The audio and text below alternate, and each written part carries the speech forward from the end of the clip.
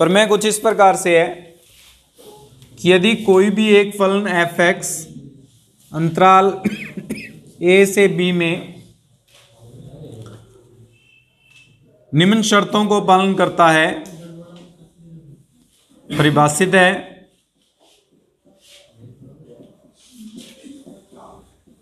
जिसमें सबसे पहला भाग है कि एफ एक्स इस बंद अंतराल में सतत होना चाहिए। दूसरा भाग है इसमें कि एफ एक्स जो है वो खुले अंतराल में अवकलनीय होना चाहिए। और तीसरी शर्त है इसमें या नियम है कि एफ ऑफ ए और एफ ऑफ बी का मान बराबर आना चाहिए। अगर ये तीनों शर्तों का पालन करता है तो सी ए और बी के मध्य एक ऐसा बिंदु अवश्य विद्यमान होगा जिसके लिए एफ डैश सी का मान 0 होता है। इसे रोले प्रमेय या रोल्स प्रमेय कहते हैं, रोल्स थ्योरम कहते हैं। और इसको सत्यापित करने के लिए हमें इसका प्रूफ करना पड़ेगा। इसमें टॉपिक जो बनता है वो यही बनता है कि रोल प्रमेय का कथन लिखते हुए उसको सत्यापित कीजिए। और इस पर बेस्ड हमारी पहली एक्सरसाइज रहेगी 4.1 या 4th ए, सिर्फ इसी थ्योरम पर बेस्ड है। हमें ये तीनों नियम लागू होते हैं या नहीं होते वो जांच करनी है। उसके साथ में हमें इसके अंदर इसका सत्यापन भी करना है।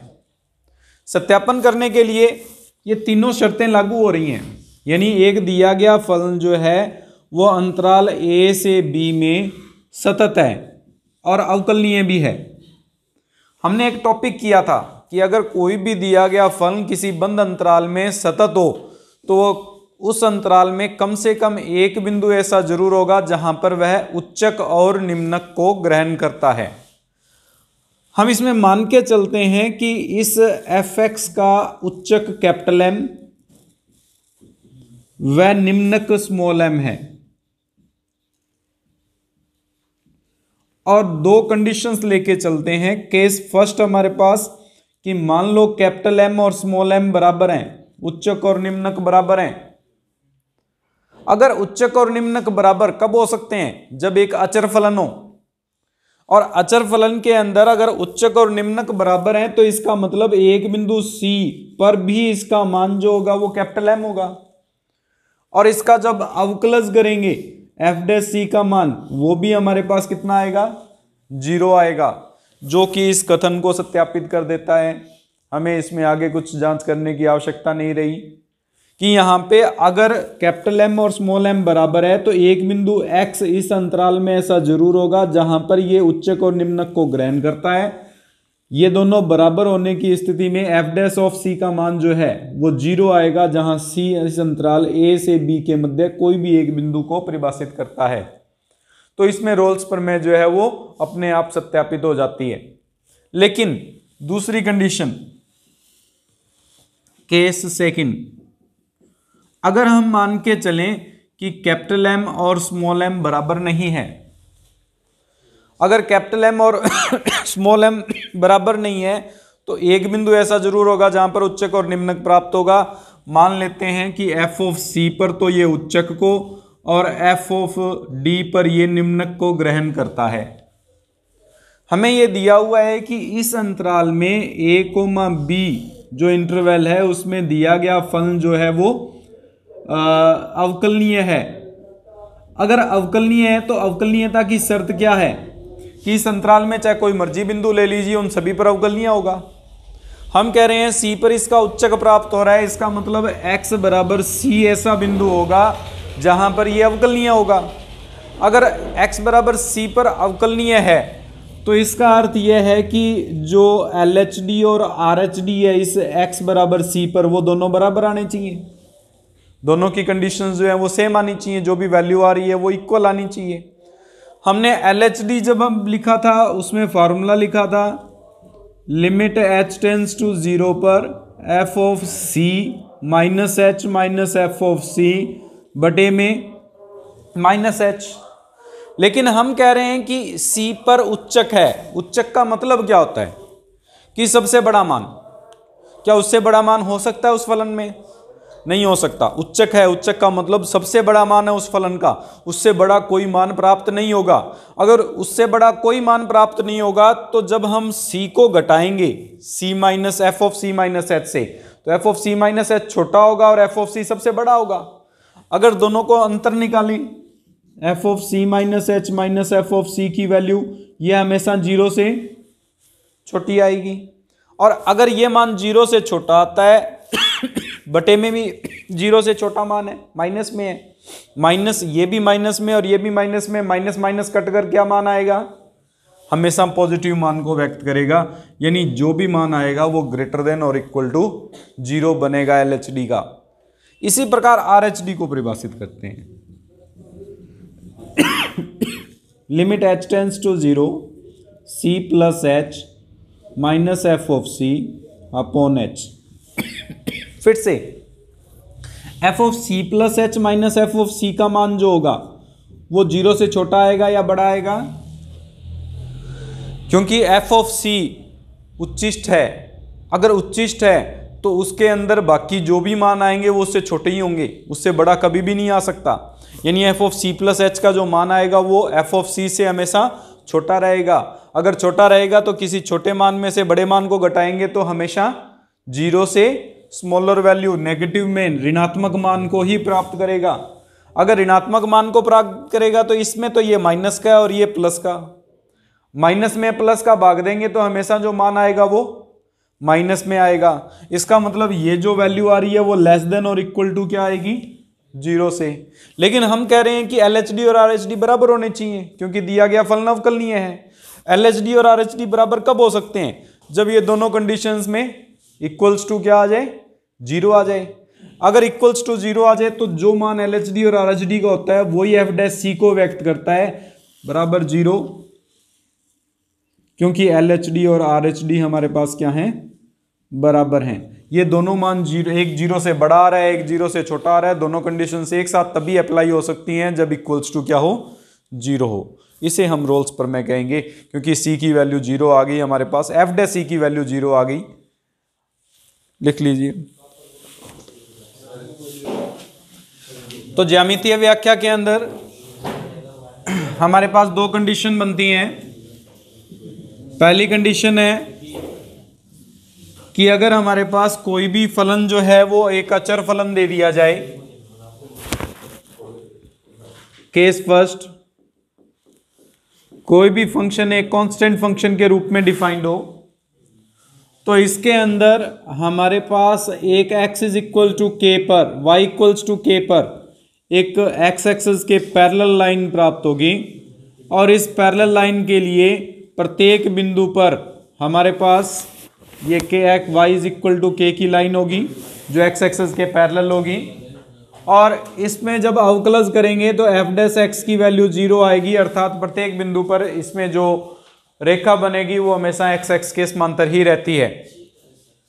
लेकिन केस सेकंड जो है उसके अनुसार, जैसे रोल पर मैंने पहली शर्त दी थी कि दिया गया फलन जो है वो हमेशा सतत होना चाहिए उस अंतराल में।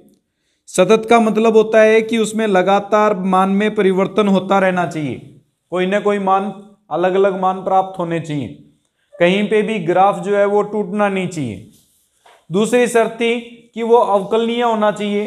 अवकलनीय का मतलब है कि उसमें परिवर्तन होता जा रहा है, या तो कम मान हो रहा है या ज्यादा मान हो रहा है, कोई ना कोई परिवर्तन उत्पन्न हो रहा है। यानी प्रत्येक बिंदु पर हम स्पर्श रेखा प्राप्त कर सकते हो, ऐसा कोई बिंदु नहीं हो जहां पर हम स्पर्श रेखा नहीं निकाल सकते हो।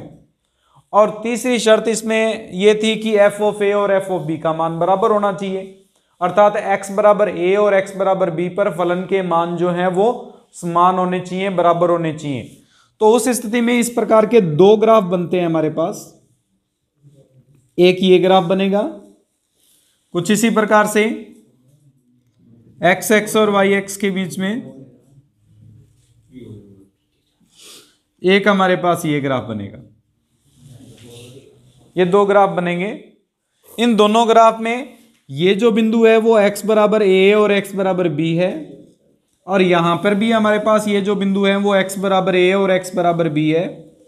इन दोनों बिंदुओं पर फलन का जो मान आ रहा है वो समान है, एफ ऑफ ए और एफ ऑफ बी का मान बराबर है। ये फलन लगातार चलता जा रहा है, इस स्थिति में भी हमारे पास लगातार मान को परिवर्तित करता जा रहा है, इसका मतलब सतत और अवकलनीय भी है।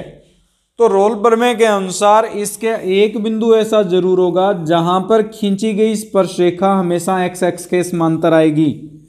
इस स्पर्शरेखा की प्रवणता जो एक्स एक्स के समांतर है उसकी वैल्यू 0 होती है। प्रवणता dy बाई डी एक्स होता है, यानी अवकलज होता है उसका। एफ एक्स का अवकलज करेंगे तो एफ डैश एक्स आएगा, और जिस बिंदु पर ज्ञात कर रहे हैं अगर उस बिंदु पर प्रतिस्थापन करेंगे तो एफ डैश सी की वैल्यू जो है वो 0 प्राप्त होती है, अर्थात इसकी जो स्लोप है, टेंजेंट की स्लोप जो है वो हमेशा 0 बनती है। यही रोल्स पर मैंने परिभाषित किया था कि अगर एक फलन ए से बी में लगातार परिवर्तित हो रहा है, चेंज हो रहा है, कंटिन्यूस है, डिफरेंशिएबल है, तो इस डिफरेंशिएबल फंक्शन के बिटवीन एक पॉइंट ऐसा, एटलीस्ट कम से कम एक पॉइंट ऐसा जरूर होगा where the tangent is parallel to X axis, जहां पर जो स्पर्श रेखा है वो एक्स एक्सिस के समांतर आएगी। और एक्स एक्सिस के समांतर प्रत्येक स्पर्श रेखा की जो प्रवणता होती है वो हमेशा 0 होती है, इसी कारण एफ डैश सी को वो 0 परिभाषित करता है। इसको ज्यामितीय रूप में आपने खुद ने लिखना है। इस जो मैंने भाषा बोली है उसको आप भाषा के रूप में लिखते हुए इसकी व्याख्या लिखेंगे।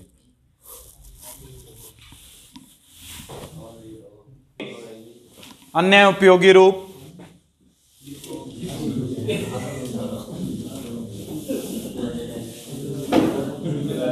जिसमें अगर कोई भी दिया गया फलन एफ एक्स जो है वो अंतराल a, a+h पर, कोई अंतराल a से a+h में परिभाषित कर दिया, b की जगह पर a+h आ जाता है, तो उस स्थिति में इस कंडीशन में दिया गया जो फलन है वो सतत है,